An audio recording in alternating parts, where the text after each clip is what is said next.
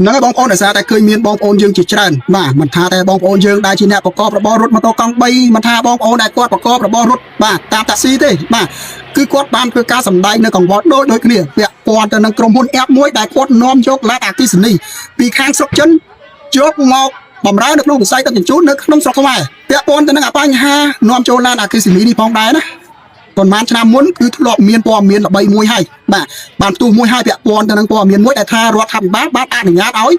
ក្រុមហ៊ុនវៀតណាមនាំចូលឡានអគ្គិសនីចូលមកបម្រើនៅក្នុងវិស័យដឹកជញ្ជូននៅក្នុងទីផ្សារនៃប្រទេសកម្ពុជាគ្រាន់តែទូនៅព័ត៌មាននឹងភ្លាមធ្វើឲ្យបងប្អូនយើងតែគាត់ជាអ្នកប្រកបរបររថម៉ូតូកង់3ជាអ្នកប្រកបរបររថបាទតាក់ស៊ីមិនថាតែបងប្អូនប្រកបរបរផ្សេងៗទេគឺគាត់មានការប្រតិកម្មតបយកជាខ្លាំងយកតែម្ដងគឺអត់ពេញចិត្តឲ្យនាំយករថយន្តរបស់បរទេសនេះចូលមកបម្រើនៅក្នុងវិស័យដឹកជញ្ជូនមកដណ្ដើមការងារទីផ្សាររបស់បងប្អូនយើងនៅក្នុងស្រុកនោះទេបាទហើយក្រោយពីមានមតិរិះគន់ជាខ្លាំងហ្នឹងក៏ឃើញមានសេចក្តីជូនដំណឹងបាទរបស់រដ្ឋាភិបាលបានធ្វើការបដិសេធបាទចំពោះព័ត៌មានដែលបានទូហ្នឹងហើយលើកហេតុផលថាមិនមែនជាព័ត៌មានពិតទេជាព័ត៌មានយល់ច្រឡំគ្រាន់តែកម្រងហ្នឹងគ្រាន់តែជាកម្រងមួយនៃការស្នើសុំតែរដ្ឋាភិបាលអត់មានទាន់បាទអនុម័តឬក៏អនុញ្ញាតអ្វីនោះទេបាទហើយចាប់ពីពេលហ្នឹងទៅក៏ស្ងាត់ទៅប៉ុន្តែបច្ចុប្បន្ននេះណាបងប្អូនលែងមានព័ត៌មានទួអីទៀតហើយបាទលែងមានព័ត៌មានទួអីទៀតហើយពាក់ព័ន្ធទៅនឹងការនាំចូលឡានអគ្គិសនីបាទយកមកបម្រើក្នុងវិស័យដឹកជញ្ជូននៅក្នុងទីផ្សារនៃប្រទេសកម្ពុជាយើងអត់មានផ្ទុះទេស្ងាត់ចូលពេញក្រុងយកបដ ாய் បាទស្ងាត់ចូលពេញស្រុកបាទស្ងាត់ចូលពេញស្រុកខ្មែរហើយបាទអញ្ចឹងពាក់ព័ន្ធទៅនឹងក្រុមហ៊ុនអេបមួយដែលគាត់នាំយកឡានអគ្គិសនីបាទពីប្រទេសចិនយកមកបម្រើក្នុងវិស័យដឹកជញ្ជូននៅក្នុងទីផ្សារនៃប្រទេសកម្ពុជាយើងនាពេលបច្ចុប្បន្ននេះដំបូងឡើយគឺគាត់នាំចូលម្ដងបន្តិចរហូតយូរទៅពេញទីក្រុងភ្នំពេញយើងយកតែម្ដងយូរទៅនឹងធ្វើការពង្រីកបាទអាចនិយាយបានថា24 5ខេត្តក្រុងយកតែម្ដងបាទឡានអគ្គិសនីរបស់គេបុគ្គលិកខ្មែរក៏ពិតមែនបាទអានេះគេហៅថាធ្វើកាយគេ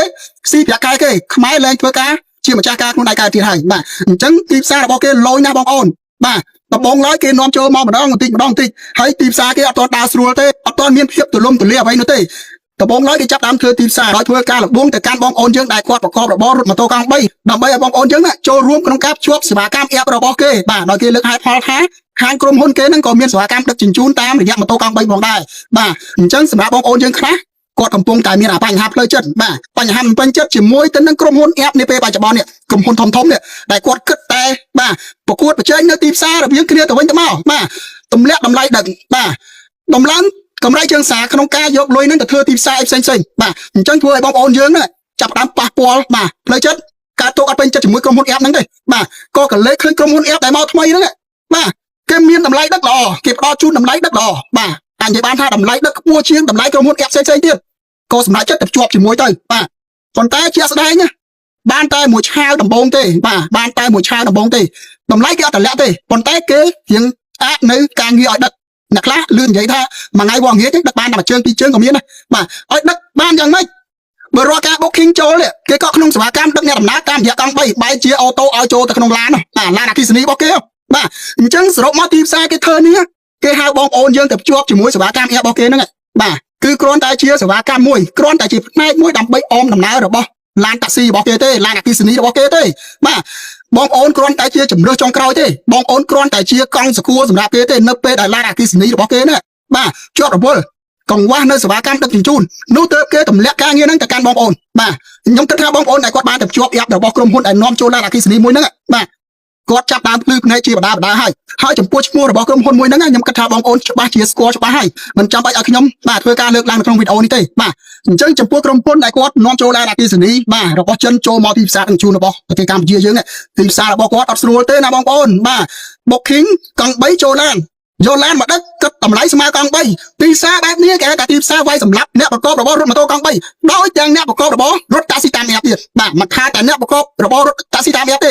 អ្នកដែលចាប់មួយតាមបេនក៏ងាប់ដែរងាប់ដូចគ្នាងាប់ទាំងអស់ហ្មងបាទ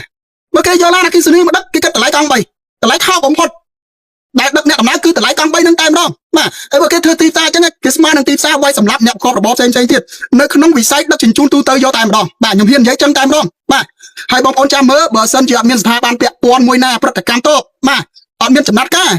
រយូរទៅមិនមែនមានតែមួយក្រុមហ៊ុនទេវាអាចនឹងឡើង10ទៅ20ក្រុមហ៊ុនបាទដោយក្រុមហ៊ុនអេបបាទតែមាននាពេលបច្ចុប្បន្នហ្នឹងចឹងបាទពីព្រោះទីផ្សារសេរីបាទអនាគតកង់3នឹងអាលីខ្សលហើយខ្ញុំចង់និយាយប៉ុណ្ណឹងបើសិនជាពួកយើងហ្នឹងអត់ចេះថែរក្សាមុខរបររបស់ពួកយើងទេច្បាស់ណាស់អនាគតទៅរៀនបើកបរឲ្យទៅចាំទៅធ្វើការឲ្យគេចាំទៅបើកឡានឲ្យគេចាំស៊ីប្រាក់ខែឲ្យគេបាទចាំស៊ីប្រាក់ខែឲ្យគេធ្វើការខ្លួនឯង កង់3ខ្លួនឯងគ្រាន់តែជា